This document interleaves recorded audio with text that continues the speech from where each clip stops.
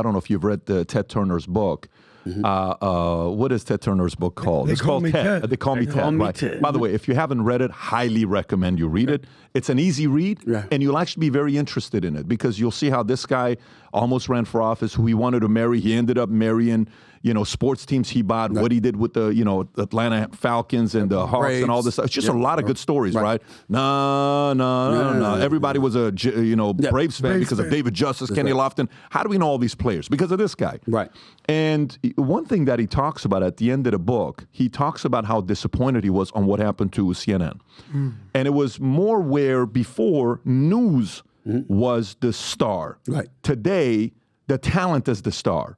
Like, we didn't hire you for you to be the star. Just tell the news. Let the news be the star. But today, it's more the talent is becoming a star. So, some will say, well, this is why I don't get, I missed the Walter Cronkite days. I don't want to hear your opinion. Just tell me the news, right? Do you think it's a good thing that we're going this direction? Do you think it's just an evolution? There's nothing we can do about it? I think it's a good thing. And I think it's a good thing so long as you're responsible enough to articulate your position cogently and to back it up with facts. If you're willing to do that and you're willing to put yourself on the line because you're saying this is the intel, these are the facts, this is where I stand on it, I have no problem with it. When you bring up Ted Turner, respect to him, profound respect for him and what he's meant to this industry. However, it would be easy for him to take that position because if the news is the attraction as opposed to the personalities, then you don't have to pay. Because last time I checked, the news ain't charging you, the personalities are. And so it amazes me how you have individuals who are filthy rich, who are wealthy, that say things like that when that's not the code they lived by in order to build their fortunes. Whatever element, Interesting. Whatever nugget they had, whatever the qualities that they had, they were able to manufacture that in a capitalistic society. They were able to manufacture that into something greater for themselves. But then they create these industries, they create these opportunities, and people figure out different ways to capitalize off of it monetarily. And all of a sudden, you're lamenting the state of affairs because suddenly you got to pay stuff that you didn't have to pay before. So I look at it from that perspective, and I think that good point. I think that you have people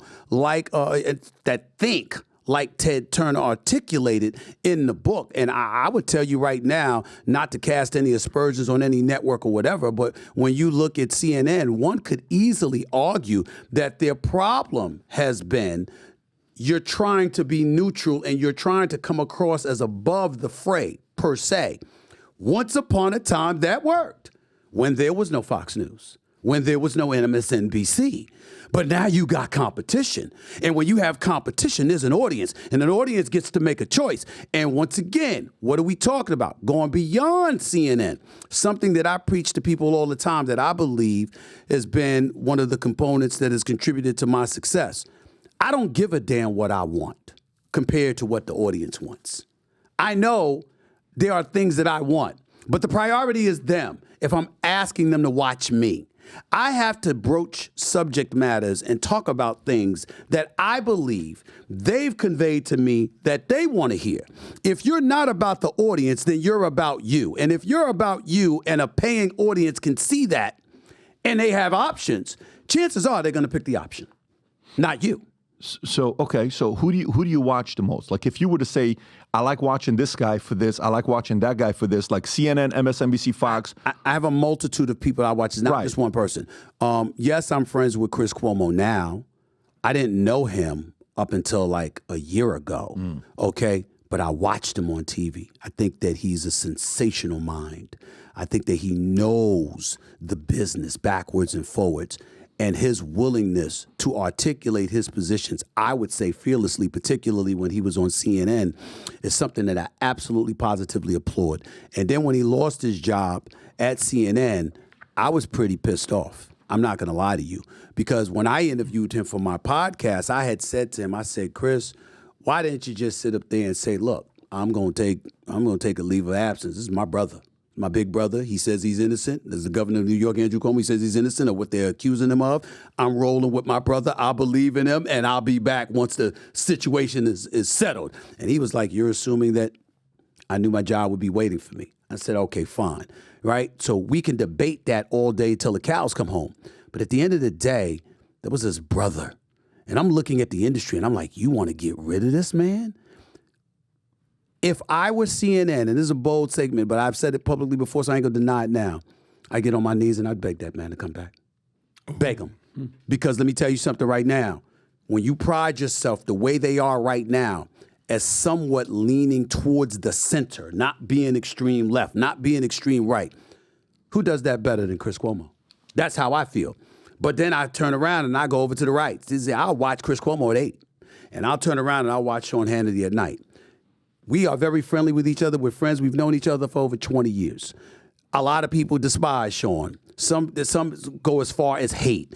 And then there are others who think that he is not as real and as authentic as he comes across. I'm here to tell you, he believes what he says. I'm here to tell you, I do believe he's authentic. And I don't agree with at least half of what he says. He knows I think he's nuts half the time. But this is what I marvel about at him.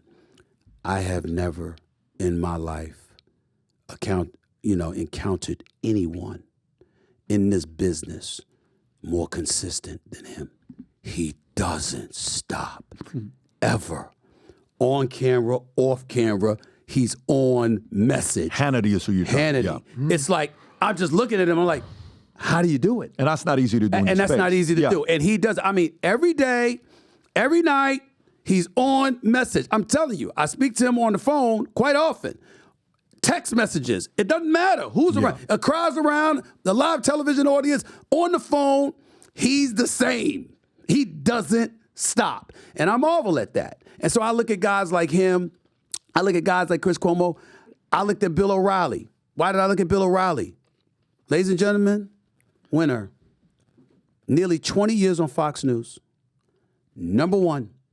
Every week, that's insane. Every month, Can you imagine every year, for nearly 20 years. And when I'm talking about First Take on ESPN, that's where I get it from when you hear me say, I'm number one.